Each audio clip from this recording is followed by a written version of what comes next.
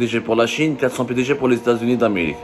Et Mohammed Ben Salman il supervise ses travaux, sera prêt pour ce forum, etc. Il fera participer à ce forum. Donc c'est pas quelqu'un qui est malade. Un homme malade qui est handicapé par des douleurs désagréables au niveau de ses oreilles, il réaménage son agenda. Il ne fait pas autant d'apparitions publiques, ni d'apparitions politiques. Donc, je ne fais un moment. Les raisons ne sont pas crédibles pour moi. Des raisons vraiment évoquées pour l'annulation de la venue de Mohammed Salman ne sont pas crédibles. D'autant plus, ça fait depuis 2021 qu'il doit venir en Algérie, il ne vient pas. Fin juillet, il n'est pas venu. Maintenant, sommet des chefs d'État de la Ligue arabe, il n'est pas venu. On a comme dans une précédente émission le 23 octobre 2022, il y a des malentendus et des problèmes et des désaccords politiques importants entre l'Arabie Saoudite et l'Algérie. Sur la question du Maroc, sur le dossier libyen, sur le dossier tunisien et sur d'autres dossiers qui concernent l'ensemble des questions régionales. Clairement, l'Arabie Saoudite est en train de bouder l'Algérie, est en train de boycotter l'Algérie, est en train de minorer ou sous-estimer les efforts de l'Algérie et est en train de contrecarrer les efforts de l'Algérie pour s'imposer sur la scène diplomatique régionale. Il y a des désaccords très importants. Comme c'est un partenaire économique important, l'Arabie Saoudite ça reste quand même un pays très riche, nous avons besoin des investissements. Alors, les échanges économiques entre l'Arabie Saoudite et l'Algérie, on va en faire une émission tout à l'heure. On ne pourra pas tout dire dans cette émission. Ça reste quand même un pays très important qui a des fonds d'investissement présents à travers le monde entier et qui peut mobiliser des ressources financières très importantes pour financer le développement économique d'un pays. On voit l'implication économique saoudienne au Maroc, elle est importante et indispensable. Et le Maroc n'aurait pas pu financer d'importants projets sans les capitaux saoudiens.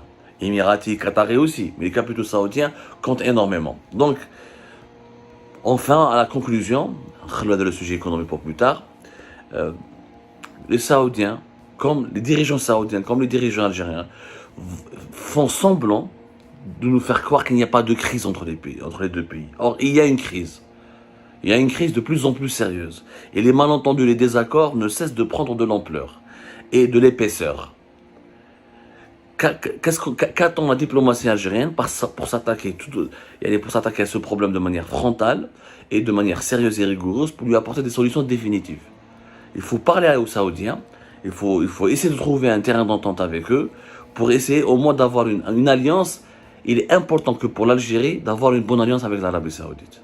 Celui qui n'a pas compris l'importance des Saoudiens sur l'échiquier mondial, musulman et arabe, m'en fait un moelle.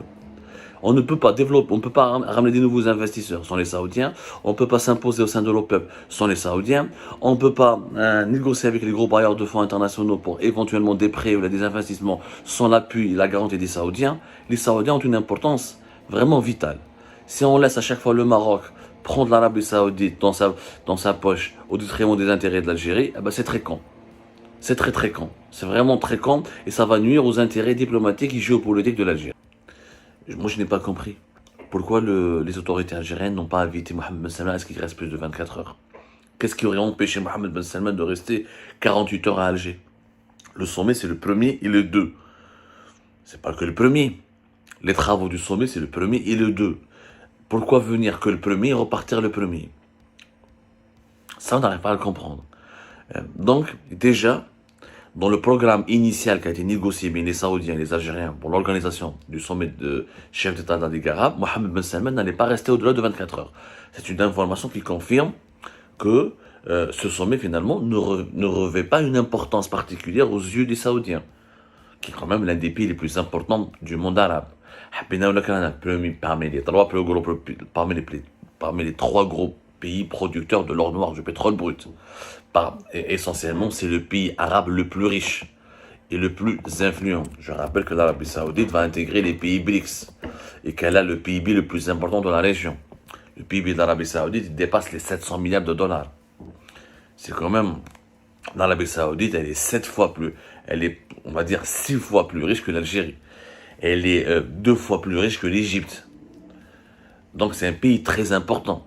Le fait que le prince héritier d'Arabie Saoudite ne soit pas présent au sommet des chefs d'État de la Ligue, des pays membres de la Ligue arabe, à Alger, c'est quand même problématique. Ça va discréditer, je dirais peut-être pas discréditer le sommet, mais ça va amoindrir son prestige et limiter son influence et limiter la portée de ses décisions. D'autant plus, encore une fois, là je vais l'analyser les raisons maintenant, que les raisons évoquées ou invoquées pour l'annulation de la participation de Mohamed Ben Salman ne tiennent pas debout. La preuve, روحوا les images تاع البارح.